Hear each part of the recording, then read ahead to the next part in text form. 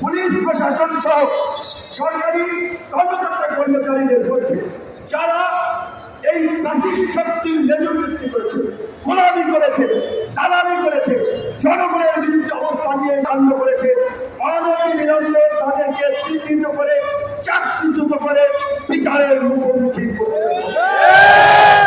আজকে পুলিশের chain of command ভেঙে পড়েছে।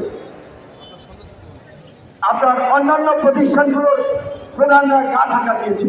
তাই অন্তর্বর্তীকালীন সরকারকে অনতি বিলম্বে প্রশাসনে একটা শৃঙ্খলা ফিরিয়ে আনতে হবে। পুলিশ প্রশাসন সহ সরকারি কর্মকর্তা কর্মচারীদের মধ্যে যারা এই ফ্যাসিস্ট শক্তির মেজবৃত্তি করেছে, গোলামি করেছে, দালালি করেছে, জনগণের বিরুদ্ধে অবস্থান নিয়ে কাণ্ড করেছে, অনতি বিলম্বে তাদেরকে চিহ্নিত করে চাকরিচ্যুত করে বিচারের মুখোমুখি